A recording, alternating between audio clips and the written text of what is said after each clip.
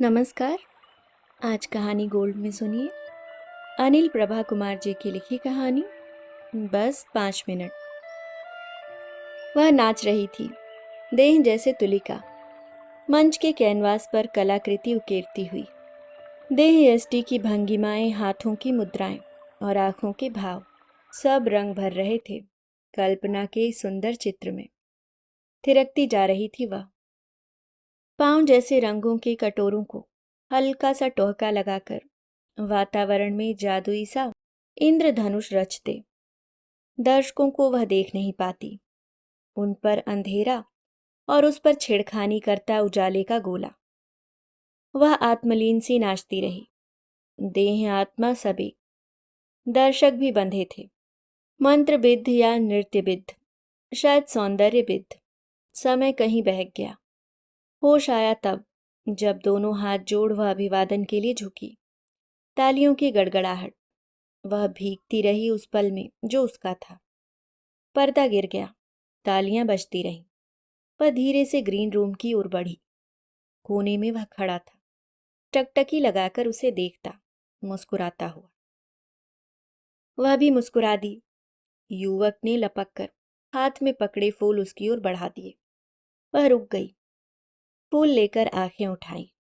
कुछ था उसके चेहरे पर, उन आंखों में जो वह जरूरत से ज्यादा छड़ों तक बंधी रही। यू आर ब्यूटी पर्सोनिफाइड, वह बहुत धीमे से फुसफुसाया। वह अंदर तक सिहर गई। मैं और सुंदरता का मूर्त रूप।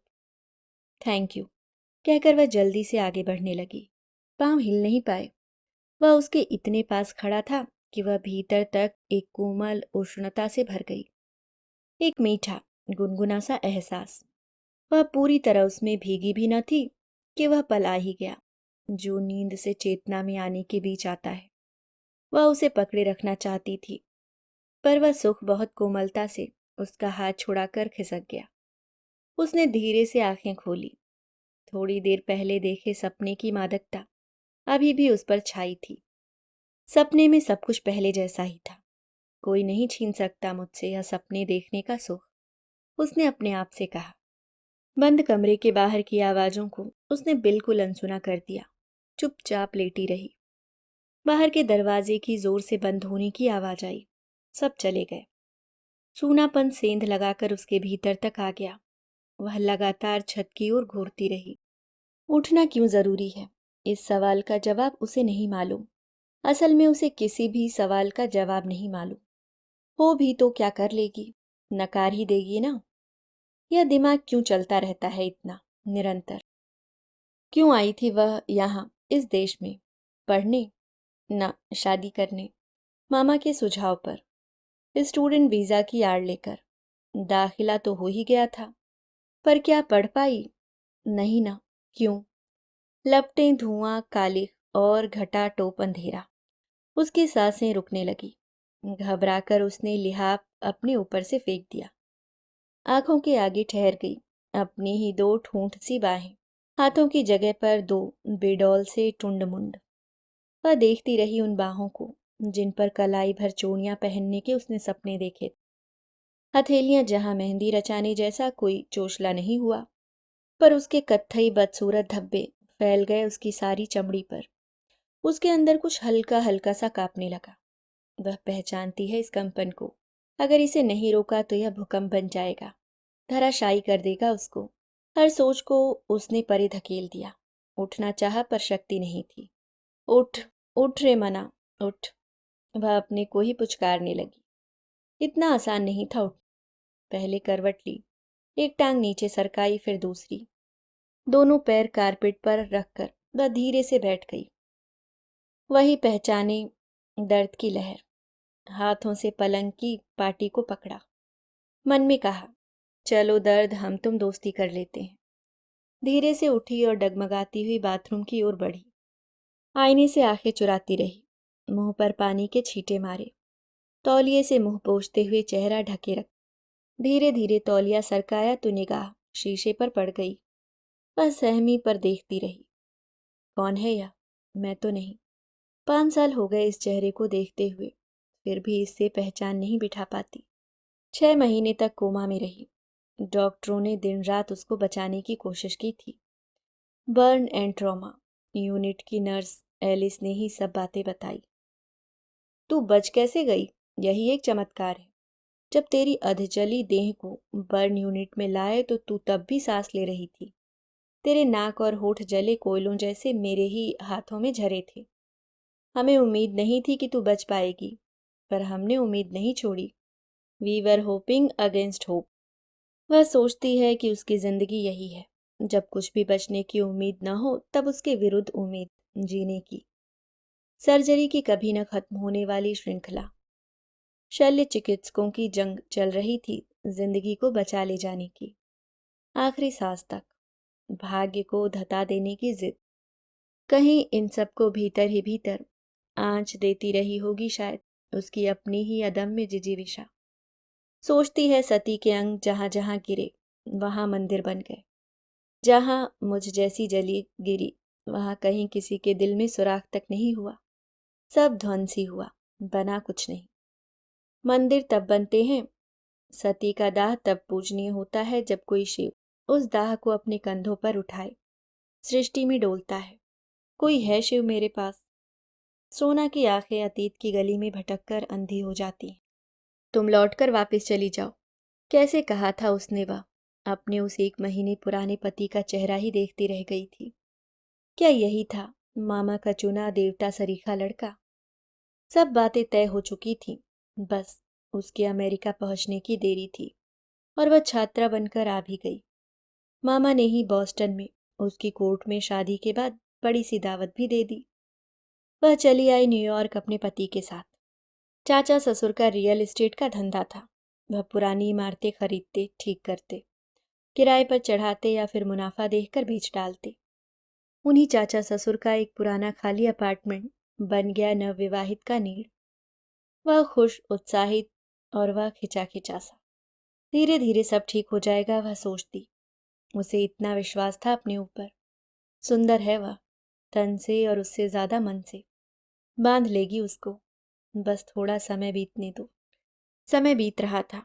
कागजों पर दस्तखत करते, इकट्ठा बैंक का खाता खोलते, इकट्ठा क्रेडिट कार्ड, उसकी वीजा की नई अर्जी, दोनों का जीवन बीमा। दोनों किसी एक के जीवन अंत के बाद एक दूसरे के लाभार्थी। मकान की लीज भी दोनों के नाम, यानी हर हिसाब से पति पत्नी। अमेरिकी सरकार को उसी के नियमों में सेंध लगाकर छात्र वीजा से एक अमेरिकी नागरिक की ब्याहता पत्नी के स्थायी वीजा में बदल देने की पूरी तैयारी। उस रात वह बहुत गुस्से में था। तुम्हें वापस जाना ही होगा। वह अपमान से सुलग उठी।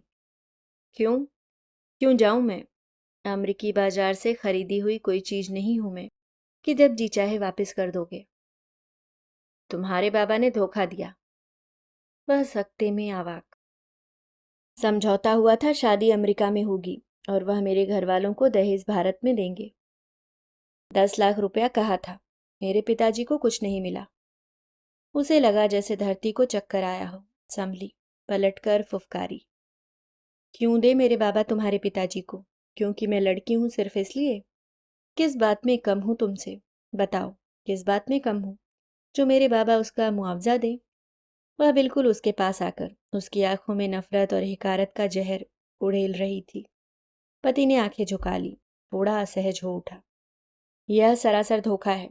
यह ब्याह ही इस शर्त पर तय हुआ था। तो फिर तुम्हारे पिताजी क्यों नहीं देते 20 लाख रुपया मेरे बाबा को? अब वह उसके दुस्साहस पर आवाक था। लड़ना छोड़कर वह वहीं पलंग पर बैठ गई। मुझे पता होता तो मैं कभी तुमसे शादी नहीं करती। अब वह एकदम पस्त हो चुकी थी। खैर, पैसे तो मैं किसी न किसी तरह वसूल कर ही लूंगा। और सुनो, अपनी सुंदरता पर ज्यादा घमंड मत करना। धमकी देकर वह घर से निकल गया था। सुंदरता मेरे भीतर है, मेरी आत्मा में, मेरे रक्त की एक एक बूंद तक में। उसे नहीं मिटा पाओगे। दुस्साहस भी न करना। वह चुपचाप अपने कोर्स की पुस्तकें फैलाकर बैठ गई। अक्षर कमरे की चीजें ही नहीं, रोशनी तक धुंधली पड़ गई। विवाह के जो मीठे सपने लेकर वह इस अजनबी देश तक भागी आई थी, वह आखिरी सांस ले रहे थे। उसके सपनों में तो यह बातें कभी आई ही नहीं। वहां प्यार के सब रंग थे, पर बाजार का यह काला रंग कहाँ से आ गया? अब पति रोज तैयार होकर शाम गए निकल जाता, वह पीछे भागती। कब लौटोगे? चाचा के घर में बिजनेस मीटिंग है। वह कह न पाती कि उसे अकेले रात में डर लगता है। उस रात तो पति के घर से निकलते ही बिजली भी चली गई। सुना था अमेरिका में यूं ऐसे ही बिना मतलब बिजली नहीं जाती। वह करवटें बदल बदल कर पता नहीं कब सो गई। सपने में भी अंधेरा, चेतना का घुप अंधेरा, जीवन से मृत्यु की डोर तक फैला हुआ। लगा छट रहा है धीरे धीरे। दिखाई कुछ नहीं देता। आवाजें सुनती हैं सहलाती सी। इतनी अंग्रेजी अमरीकी उच्चारण समझ नहीं पाती। सोना, मैं अंकित हूँ, वॉलेंटियर हूँ यहाँ इस अस्पताल में। मुझसे बात करोगी? उसने हामी में सिर हिलाया। कोई उससे बात कर रहा था, उसी की भाषा में। वह दुभाषिया बन गया उसका। कैसा महसूस कर रही हो? वह बस सिर हिलाती है। बोलो, मुझसे बात करो। माँ। पता नहीं कहाँ से एक तड़प उठी और आवाज बन गई। तुम्हारी माँ आई थी भारत से, यहीं तुम्हारे पास बैठी रहती थी। तुम कोमा में थी, याद नहीं होगा? उसे याद आती है वह पहचानी छुअन, वह सहलाती आवाज और फिर बेहोशी, फिर होश, थोड़ा और होश, एक अलग से वातावरण में होने का। सोना, तेरी आंखों की झिल्ली का जो प्रत्यारोपण हुआ था, आज उसकी पट्टी खुलेगी। तू देख पाएगी। डॉक्टर वेल्श कह रहे हैं। तू अपनी शक्ल देखकर घबराना मत। धीरे धीरे आदत हो जाएगी। नए चेहरे के साथ जीना सीख जाएगी। उसने तब पहली बार अपना चेहरा देखा। डर के मारे चीख निकलते निकलते रह गई। प्रेत का चेहरा शायद ऐसा ही होता होगा। सर्जन, मनोचिकित्सक, अंकित, एलिस सब सांस रोके साथ खड़े थे। डॉक्टर वेल्श ने उसके ठूठे हाथ पर अपना हाथ रखकर कहा था, मैं नास्तिक हूं, पर तुम्हें देखकर ऊपर वाले के आगे अगर कोई है तो सिर झुकाता हूं। तुम उसकी चमत्कारिक शक्ति का जीता जागता उदाहरण हो। एलिस की गालें भीगी थीं। यू आर ब्यूटीफुल, बस इतना ही बुदबुदा पाई। उसे भी लगता है कि वह वही सुंदर प्यारी सी सोना है जो इस विकृत, खंडित और झुलसी काया में बंदी है। उसकी आत्मा फड़फड़ाती है, इस कुरूप चोले से बाहर निकल, वापिस अपने पुराने शरीर में लौटने के लिए। इस देह, इस चेहरे को नहीं पहचानती वह। रोज सुबह उठकर पहला सामना इसी नए चेहरे से होता है, रोज पिछले 5 सालों से। वह देखती है बुरी तरह से जला हुआ चेहरा, त्वचा पर भद्दे धब्बे, आंखों पर से पलके गायब, पीली सी भवें उगाई गई हैं। नासिका है पर उसकी तो नहीं। वह इस नाक से तालमेल नहीं बिठा पाती जिसे लेकर वह पैदा ही नहीं हुई। उसके नाक होठ तो पिघल गए, सिर्फ सुराख बचे थे। कितने ऑपरेशन हुए याद नहीं। नई नाक लगा दी गई, सांस लेने के लिए होठ, होठ भी फिर से बने, बस खाना खाने के लिए और बोलने के लिए। चूमने वाले होठ स्वाहा हो गए थे उसी आग में। न है न कभी लौटेंगे ही। क्यों? क्या किया था मैंने? वह फफक पड़ी। अपना चेहरा आईने में देखती रही। उसके गले से विलाप जैसी घरघराती सी आवाज निकली। उसने अपने को रोका नहीं, फूट फूट कर रोती रही। रोते हुए हाफने लगी तो उसने सिंक का नल पूरे वेग से खोल दिया। जोर जोर से अपने मुंह पर पानी फेंकने लगी, जैसे अपने को होश में लाने के लिए थप्पड़ मार रही हो। चुप, बस हो गए 5 मिनट, अब और नहीं रो सकती। तेरा आज का रोने का कोटा खत्म। उसने अपने रोने पर जबरन ब्रेक लगाई और तैयार होने लगी। यह तैयार होना भी युद्ध पर जाने जैसा था। दुनिया के सामने आने की, सच से भिड़ने की तैयारी में घंटों लगते। ढेर सारे लोशन, क्रीमें, मुंह पर, शरीर पर, संक्रमण से बचाव के लिए, फिर मेकअप की परतें इस क्रूर मजाक को ढकने के लिए। पूरी बाहों का बंद गले का टॉप, टर्टल नेक, वाकई कछुए की तरह गर्दन बाहर उचकती धसती, पैंट, मोजे, पिघले हुए पैरों के लिए खास जूते। सिर पर पहले हैट पहनती थी तो लोग ज्यादा ही पलट कर देखते। अब सिर पर आगे आगे थोड़े से बालों का प्रत्यारोपण हो गया है। दुपट्टे नुमा लंबे स्कार्फ से सिर ढककर, गले के इर्द गिर्द लपेट कर पीछे फेंक देती है। फिर चेहरा, आंखों के कोटर, झिल्ली का प्रत्यारोपण, पलकों की बेढंगी सी आड़, जैसे किसी दरिद्र की झोपड़ी के बाहर नुचा खुचा टाट का पर्दा। बरौनियां उग नहीं सकी। भावों पर कोशिश का नतीजा थी या हल्की सी मरियल रेखा। उसकी आंखें सब देख सकती हैं, पर इन आंखों की ओर कोई नहीं देख पाता। धूप का बड़ा सा चश्मा, आंखों की भयावहता पर पर्दा डालने की नाकामयाब सी कोशिश। गालों और ठुड्डी की झुलसी हुई चमड़ी के बीच एक बेगानी सी नाक, जो उसके ही शरीर के तंतुओं को लेकर गढ़ी हुई, फिर भी कितनी बेगानी। सांसें आती हैं, गंध नहीं, न किसी चीज की और न ही किसी इंसान की। सारे चेहरे को वह ध्यान से देखती है। माँ बचपन में नाराज होती तो कहती थी, मुँह जली, और वह खिलखिलाकर हंसा करती। न माँ के कोसने में गुस्सा होता था और न ही उसके हंसने में गुस्ताखी। वह मुस्कुराई और अपने दांतों को देखती रही। वह अभी भी उसके पहले चेहरे के ही लगे, उसके अपने सगे। उसने उसी मुस्कुराहट को चेहरे पर सजा लिया। त्वचा के रंग से मेल खाते दस्ताने उसने निकाल कर हैंडबैग में रखे। कब तक पहने?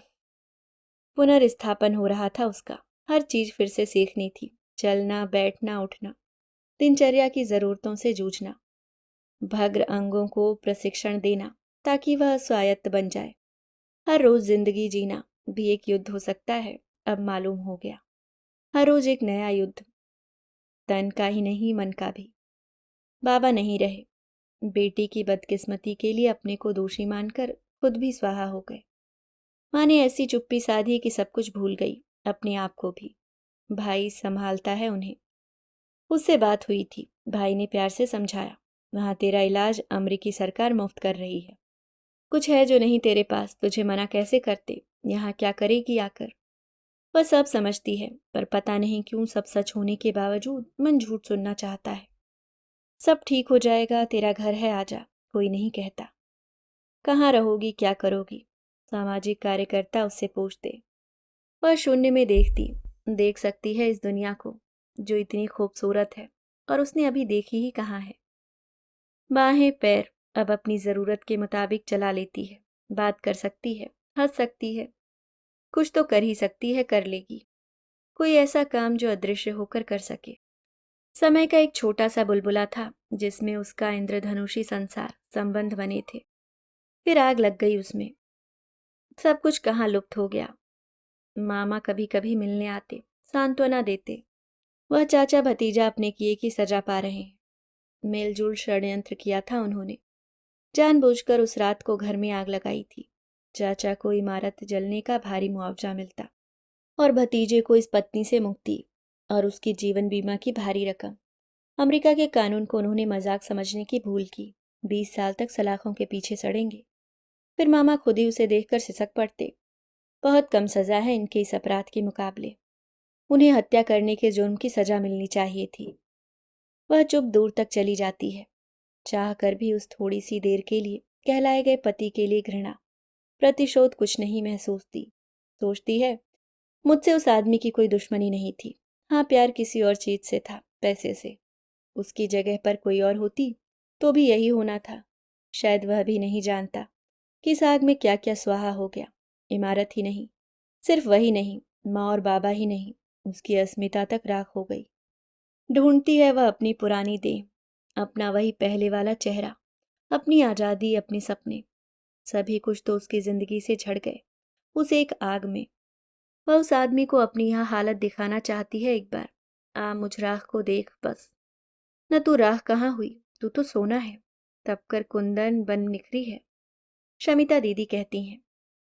हेल्प सेंटर ने शमिता दीदी से संपर्क करके उसके पास भेजा है। आपके देश की हैं, आपसे बात करके सोना को आत्मबल मिलेगा।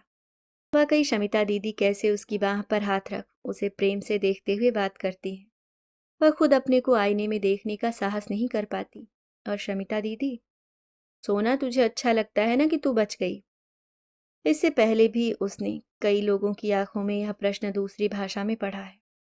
क्या इससे अच्छा ना होता कि तू मर ही जाती? पर शमिता दीदी तो मनोविज्ञान पढ़ाती हैं, पुस्तकें लिखती हैं। उन्हें मालूम है कि कैसे बात को सकारात्मक, पॉजिटिव तरीके से करना है। वह सोचती है, सोचती ही तो रहती है। शरीर झुलसा है पर फिर भी मैं तो शेष हूँ। झुलसी हुई, बदले चेहरे और जिस्म वाली। सब बातों के बावजूद मैं फिर भी मैं हूँ। सोना नाम की लड़की जो रहेगी जब तक यह सांस रहेगी। मैं हूँ, क्यों हूँ नहीं जानती। कोई कारण, कोई उद्देश्य होगा जो मैं जीवित हूँ। उसने गहरी सांस ली।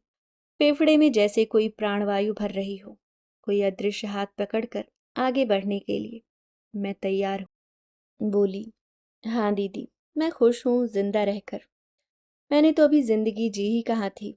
मैं सब कुछ जीना चाहती हूँ। फिर वह रुक सी गई। कहना चाहा, मैं प्रेम पाना चाहती हूँ, मैं प्रेम देना चाहती हूँ, पर कहा इतना ही। जो भी जितना भी मैं जीने के काबिल हूँ, मैं जीना चाहती हूँ। जिसने मुझे मरने नहीं दिया, मैं उसकी इस इच्छा का सम्मान करना चाहती हूँ। मुझे बस हाथ पकड़कर उठा दो, मैं खुद चलने लगूंगी, उसने मामा से कहा था। अंकित ने अस्पताल में उसे अमेरिका के बारे में बहुत कुछ बताया था।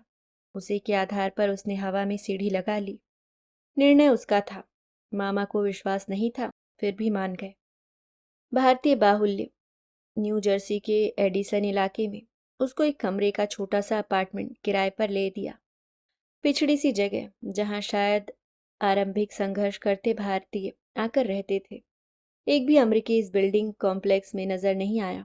मामा ने घर की जरूरी चीजें, कुछ नई और ज्यादातर अपनी पुरानी, और एक फोन का इंतजाम कर दिया। शमिता दीदी ने सहायता फंड से लाकर उसे कुछ डॉलर्स दे दिए। मामा बस अगले महीने से मैं खुद अपना खर्चा संभाल लूंगी। वह अविश्वास से देखते रहे। करने दीजिए। इसमें जीवन जीने की वह चिंगारी है जो इसे ऊर्जा देगी, कभी हारने नहीं देगी। उसे अच्छा लगा था शमिता दीदी का अपने ऊपर इतना विश्वास। लगा कि इस विश्वास की सत्यता बनाए रखने के लिए वह जूझ जाएगी जिंदगी से। जानती थी कि उसका बाहर लोगों में निकलना इतना आसान नहीं होगा। पास के सभी स्टोर और रेस्तरां में उसने फोन मिलाए। वह घर पर बैठे उनके लिए वह सब काम करके दे सकती है, जिन्हें वे लोग मेहनत या समय बचाने के लिए खुद नहीं करना चाहते। कुछ फोन करने पर ही ऑर्डर मिल गया। अच्छा, 5 पाउंड खमण ढोकला, कल सुबह पहुंचा देना। पसंद आया तो बड़ा ऑर्डर मिलेगा। दाम उसने इतने कम बताए कि कोई ना ही ना कह पाया।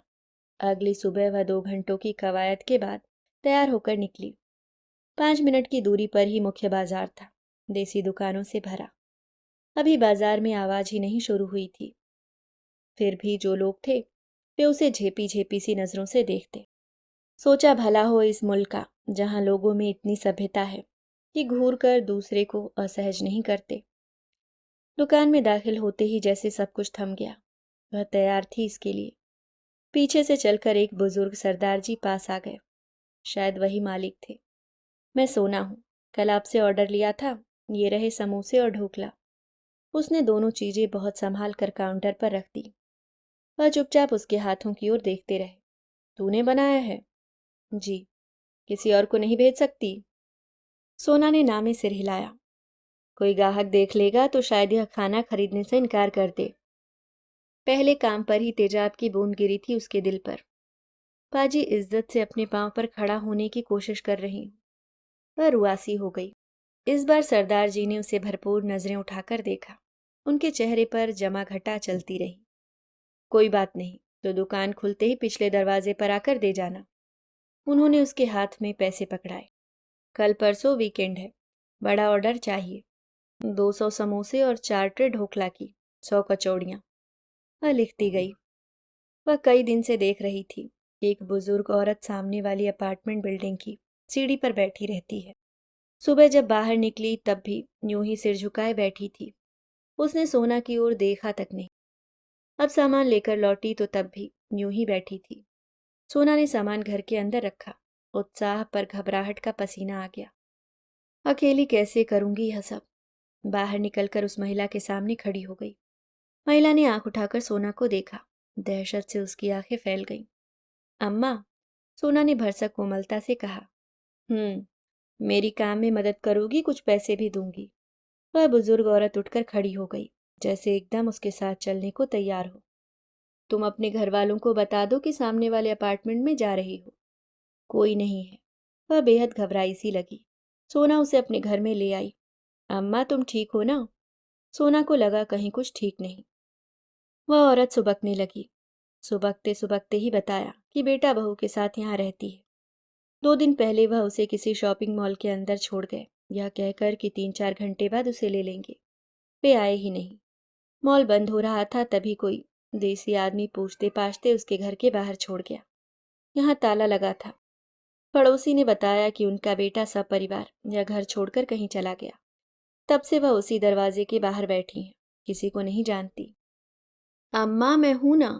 सोना उसे गले लगाना चाहती थी, पर अपने को काबू कर गई। 2 कटोरों में खिचड़ी डाल दी। चल अम्मा पहले खा ले, काम बाद में भी हो जाएगा। सुशीला सोना के संघर्ष को देखती रही। हाथों में उंगलियों के नाम पर 3 छोटे से ठूंठ, हथेलियों जैसी चपटी जगह से कड़छी थामती, दोनों हथेलियां जोड़कर घुमाती। जिद थी बस कुंठित न होने की। सुशीला ने आगे बढ़कर कड़छी थाम ली। मैं संभाल लूंगी सब पकाने का काम, तुम बस ऊपर की मदद करती रहना। सुशीला की दक्षता देखकर सोना दंग रह गई। यह माँ कहाँ से आ गई मेरी मदद करने।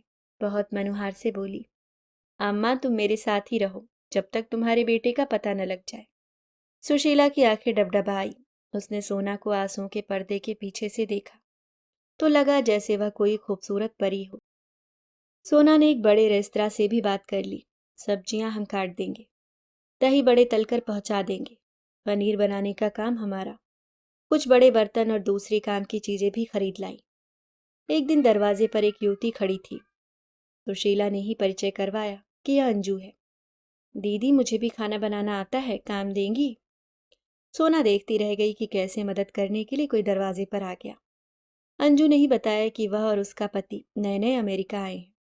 देवर देवरानी के साथ उन्हीं के घर में रह रहे हैं। बच्चे भारत में अपनी माँ के पास छोड़ आई।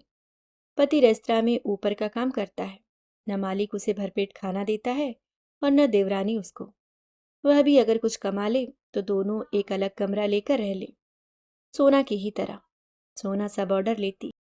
सुशीला और अंजू लगन और मेहनत से सारा काम कर लेती। जब सोना हफ्ते भर की कमाई अंजू को थमाती तो दोनों के चेहरे दमकते, आभार से, आत्मविश्वास से।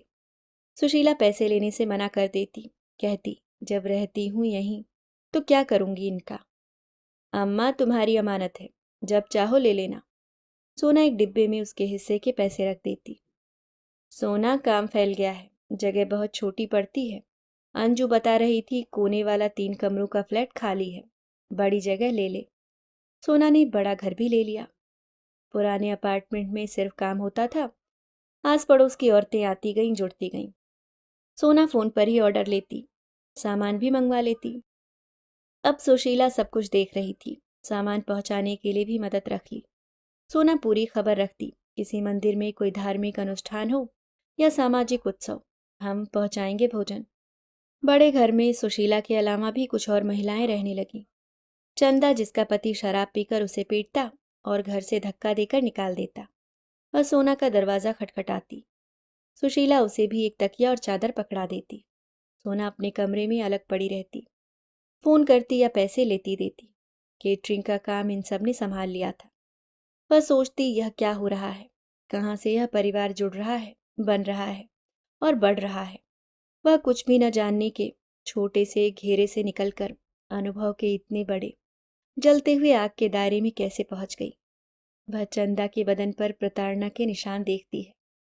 अंजू का कुम्हलाया चेहरा, एक एक पैनी जोड़ती है, भेजती है अपने उन बच्चों को जिन्हें देखे उसे एक लंबा अरसा हो गया है। शायद बच्चे उसे भूल भी चुके होंगे। सुशीला की पनीली आंखों का दर्द, जो भूले से भी अपने जाए को बद्दुआ नहीं देती। हम सभी औरतें दर्द के धागे में पिरो दी गई हैं, खामोश काठ के मोती। मार्केट में एक स्टोर खाली है, बड़े मौके की जगह पर। सोना ने दुकान किराए पर ले ली। अब तक थोड़ी समझ आ गई थी व्यापार की, नब्ज पहचानने की। सोना भंडार नाम रखा। पूरी मार्केट में एक भी दुकान नहीं थी स्टील के बर्तनों की, देवी देवताओं की मूर्तियों की, तांबे के कलश, आरती की थालियां, पूजा का सामान, होली के रंग, उपहार की टोकरियां, मोतियों के सहरे, दूल्हे की पगडंडियां, सिंदूर, मेहंदी, रोली, कांच की चूड़ियां, सभी कुछ। दुकान चल पड़ी। अंजू कैश रजिस्टर पर, सोना ओट में रहती, सिर्फ देखती। उसे लग रहा था अंजू पीछे रहकर सब काम चुस्ती से कर लेती है, पर ग्राहकों से बात करते वक्त असहज हो जाती है। उसने 2 और औरतें रख लीं दुकान में हाथ बटाने के लिए। दिन में ज्यादा लोग नहीं आते थे। ज्यादा आमदनी शनि रविवार को ही होती।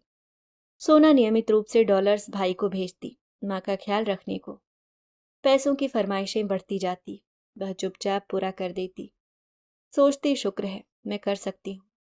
एक खाली सी दोपहर में सुशीला ने अनायास पूछा, सोना तूने कभी सोचा कि तू क्यों बच गई? मुझे यह भी नहीं मालूम कि मैं जली ही क्यों थी, यह भी नहीं मालूम कि जिंदा क्यों हूँ। शायद कोई कारण रहा होगा, मैं नहीं जानती। अतीत की बात से कभी वह खुद ही धुआं धुआं हो जाती है। सुशीला उसके चेहरे की ओर बस देखती भर रही। कहना चाहती थी, सोना तू हमारे लिए बच गई। दिवाली के दिन बाजार में बेहद भीड़। लगता था जैसे स्टोर का दरवाजा बाहर से बार बार धकियाया जा रहा हो। इतनी व्यस्तता न अंजू संभाल पा रही थी और न ही किसी और के बूते की बात। इन दिनों सोना बहादुरी का मुखौटा पहन खुद आकर कैश रजिस्टर पर बैठ गई। कैश रजिस्टर स्टोर में घुसते ही बाईं ओर बिल्कुल दरवाजे के पास था। दाईं ओर की कांच की खिड़की से सोना बाहर सड़क पर भी नजर डाल लेती है। न लोग उससे नजरें मिलाते हैं और न वह खुद उनके चेहरे के भाव देखती है। भूल जाती है कि वह कैसी दिखती है, पर लोगों के चेहरे आईने बन जाते हैं। बदसूरत बदसूरत चिल्लाते हुए कि कहीं उसके जख्म सूख न जाएं। वह उनकी आंखों पर तो हाथ नहीं रख सकती, पर अपनी नजरों को रोक सकती है। वह सब स्वीकार करने से जो उसे बिना मांगे मिलता है। कितने सभ्य हैं यहाँ के लोग जो कभी शिष्टता की लक्ष्मण रेखा नहीं लांघते। काश कभी लांघते। शिष्टता के बर्फीले आवरण से बाहर निकल अपनेपन की धूप में उसके पास बैठते। कभी तो कोई पूछता कि यह कैसे हुआ, सोना तू कैसी है, ठीक है ना? उसके नंगे ठूठे हाथों को कोई बद सहजता से छू भर लेता। उसकी आंखें एक आर्द्रता से मिचमिचाने लगती हैं। उफ, वह दर्द भरी एक अजीब सी आवाज गले से निकालती है। स्टोर के पिछले हिस्से में काम करने वाली मालती सब कुछ छोड़कर उसके पास आकर खड़ी हो गई, खामोश। वह पहचानती है इस दर्द को, इस आवाज को।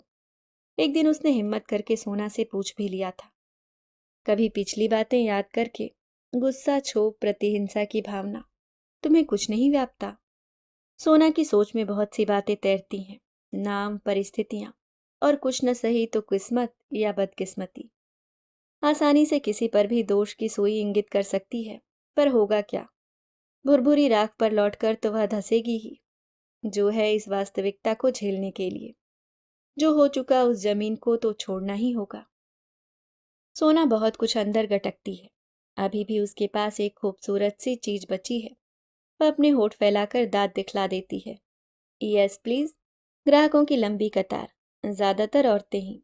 पति लोग कभी साथ ही अंदर आ जाते या फिर बाहर ही खड़े रहते। लाल चूड़ियां हैं, मेहंदी और सिंदूर भी, सब कुछ है। वह औरत उसे देखकर थोड़ी असहज हुई। उसे छिपाती हुई बोली, वह करवा चौथ आ रहा है ना, इसलिए। सोना ने चुपचाप सामान निकालकर काउंटर पर रख दिया। उसके स्टोर में सब चीजें सिर्फ दूसरों के लिए हैं, बेचने के लिए, अपने लिए नहीं। दूसरी औरत गोटा टकी आरती की थाली का भाव जानना चाह रही थी। $20। महंगी है, कोई दूसरी नहीं? सोना ने स्टोर के पिछले हिस्से के सामान टिकाती मालती को आवाज दी, जरा इन्हें छोटी थाली दिखाना। बाहर के दरवाजे को ठेलता एक गदबदा सा 5-6 साल का बच्चा स्टोर के भीतर घुस आया। Mom, dad says buy things for Diwali too. बात खत्म करते ही बच्चे की नजर सोना पर पड़ी, पर डर के मारे चीख पड़ा। बच्चे की माँ झेप गई। It is okay Honey. वह बच्चे को संभालने लगी। बच्चा चीखता गया। उसका मुंह लाल हो गया, आंखें फैल गईं और वह कांप रहा था। I am sorry. वह औरत बिना सामान लिए ही जल्दी से बच्चे को उठा स्टोर से बाहर निकल गई। भरी दुकान में चुप्पी छा गई। सोना जल्दी से काउंटर के पीछे से निकली और बाथरूम की तरफ लपकी। अंदर से सिटकिनी लगाई। फफक फफक कर रो पड़ी। रुलाई बेकाबू हो गई। पेट पकड़कर दोहरी हो गई। क्या किसी और का बच्चा भी देख तक नहीं सकती? कलेजे से एक चीखती सी चीख उठी। जी चाहा आज उम्र भर का रोना रो ले। संभाला अपने को। दुकान में ग्राहक खड़े हैं। जोर जोर से मुंह पर पानी के छपाके मारे। चुप चुप। कांपते होठों को बर जा। अब बस, हो गए 5 मिनट। आज का तेरा रोने का कोटा खत्म। उखड़ी सांसें संभाली, होठ खींचकर मुस्कान चिपकाई। मुस्तैदी से काउंटर के पीछे आ खड़ी हुई। Yes, next person please. अभी आप सुन रहे थे अनिल प्रभा कुमार जी की लिखी कहानी बस 5 मिनट।